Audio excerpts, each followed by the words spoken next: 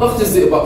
انا عندي طريقتين اتنين لقياس الضغط، عندي طريقه اسمها بالبيتيشن وعندي طريقه اسمها اوسكالتيشن. البالبيتيشن محتاج ان انا اقيسه عملي شويه، ان انا بمعنى اصح هستخدم طبعا عندنا البلس، عندنا المكان اللي فيه النبض ده، وابدا اقيسه عن طريق الحته دي. طبعا دي تكنيك، خلينا في التكنيك اللي الكل بيقيس بيه شويه، اللي هو عندنا الايه؟ الاوسكالتيشن، اللي هو عن طريق السماعه. طيب هقيس الضغط ازاي؟ زي ما انتم شايفين ده جهاز ضغط. جهاز الضغط عندنا ده بالنسبه لنا القف اللي انا بلفه، وطبعا ده عندنا الجزء اللي انا اصلا بايه؟ بضغط عشان ارفع الزئبق بتاعي منه. في طبعا عندنا صنبور صغير اهو، ده بيلف عشان خاطر اقفله وافتحه. انا كده فتحت كده قفلت، كده فتحت كده قفلت. قفلت ليه؟ لان لما اقفل هيرفع، لما افتح حاجه هترفع. وده بالنسبه لنا الجهاز بالارقام بتاعته ده، احنا بنعتمد على الارقام دي وبنعتمد ان في زئبق بيطلع. طب الجهاز ليه لوك؟ ايوه ليه لوك. فين اللوك بتاعه؟ اهو ده اللوك بتاعه. افتحه ازاي؟ ميلت الجهاز وفتحته كده اهو، ميلت الجهاز وفتحته كده على يميني انا اهو. طب انا لو خليته في وشي كده يبقى على شمالي. بالنسبه لكم انت كده دلوقتي شمالكم، هقفل كده وافتح كده اهو، كده فتحت. اما لو انا ميلت كده وكده كده انا ايه؟ قفلت.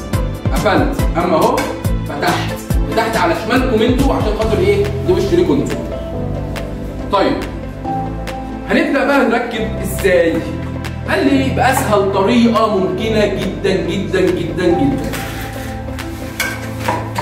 طيب وبالنسبه برضو للسماعه، معلش السماعه دي بالنسبه لنا لها لوك برضو. السماعه دي لها لوك اهو، الحته دي بتلف كده وتلف كده، لها لوك عشان تفتح من هنا ولا من هنا. انا عاوز الجزء ده. طبعا بعمل لها تيست، التيست بتاعي اهو، التيست بتاعي كده شغال تمام كده. طمنت التيست، عملت تيست للجهاز وتيست للسماعه، الكل ايه؟ زي الفل. طيب هبدا بقى ده بالنسبه لي كده عشان اقيس الضغط. مش شرط ان انا ارفع ده، مش شرط، ممكن اقيس من عليه عادي. طيب بس انا عاوز ارفع عشان اعلمكم حاجه. قرب مني كده عشان اذنك. طيب انا هرفع عليه. تفتكروا كلامي لو قلت لكم ان النبض عندنا بنقيسه عن طريق الصمب ده اهو؟ جيت هنا كده قست النبض بتاع الشخص ده، انا جيت قست له النبض من هنا بصباعيني دول، ضغطت ضغطه كده، قست النبض، ابدا اعده. انا عاوز اعرفكم ان في نبض هنا برضو، ده راديال ده بريكيال تمام. النبض هنا بيكون عكس هنا، يعني انا قسته من هنا اهو من عند الصمب اهو، اما النبض هنا اعكس بقى. مش هو انا طلعت اهو، لا يبقى اليمه الثانيه كده، اليمه الثانيه كده هتلاقي في نبض عندي. حطيت ايدي اهو، في نبض انا حاسه. مكان ما النبض ده محسوس، مكان ما انا ايه؟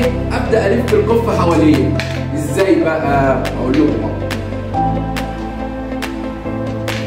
طريقه لف القف، الجزء اللي حضراتكم شايفينه ده هو ده اللي بيكون وشه ليك.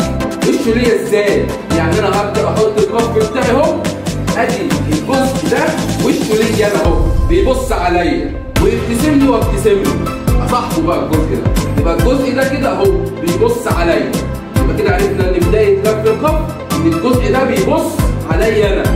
طب ايه لازمه دول؟ لازمه دول ان اي حد ما بيعرفش يقيس الضغط يحاول يسنطر، يعني يحط الجزء اللي انا حسيت النبض منه ده في منتصف الخرطومين دول. تاني يعني انا دلوقتي جيت قست النبض هنا، النبض هنا اهو زي ما قلت لكم، هنطلع مع الجزء ده كده بس هنعكس اليمه الثانيه. انا حسيت النبض، ايوه حسيت النبض. مكان ما حسيت النبض، مكان ما سنطر النبض هنا في المنتصف، اديني سنطرته في المنتصف اهو، سنطرت ان انا حاسس النبض هنا اهو. ده اسهل طريقه لاي حد يعرف يقيس. طيب اهو، وابدا الف، اديني لفيت. بعد ما الف بقى اعمل ايه؟ قال لي ابدا احط سماعتي. سماعتي ايه؟ تمام، احطها ازاي؟ ليه كنتوا الناس اللي ما بتعرفش هتحط السماعه في السنتر، يعني ما بين الخرطومين، لان ما بين الخرطومين دول احنا قلنا النبض موجود. انت سهلت على نفسك المهمه. سهلت على نفسك ليه؟ لانك كده هتعرف لوحدك تقيس وتسمع النبض اللي في السماعه. دي كمان خطوه، يبقى انا حطيت ايه؟ السماعه ما بين الخرطومين في السنتر على النبضه. تمام لحد كده. بعد كده هبدا انا بقى اقيس الضغط.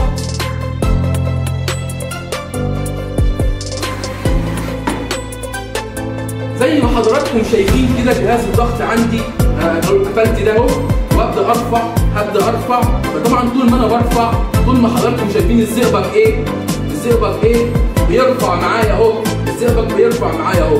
هنرفع لحد كام؟ يعني بالويم كده ممكن ارفع لحد 180 عشان خاطر ايه لو هو مثلا مريض ضغط عالي.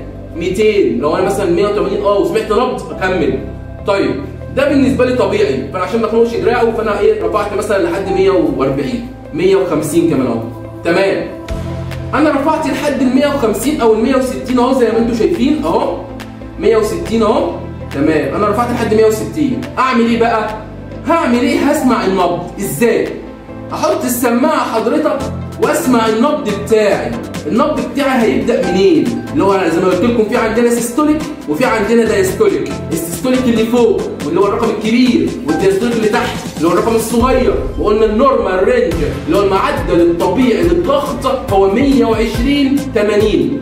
فطبيعي بقى دلوقتي ان انا دلوقتي ايه؟ طبيعي دلوقتي لازم اقيسه. ده هقيسه ازاي بقى؟ اسمع النبض اهو هيبدا منين وينتهي فين. لو بدأ عند 140 يبقى نبدأ أول قراية 140، انتهى عند ال 90 يبقى كده تاني قراية 90، يبقى 140 90. هنبدأ نشوف أهو.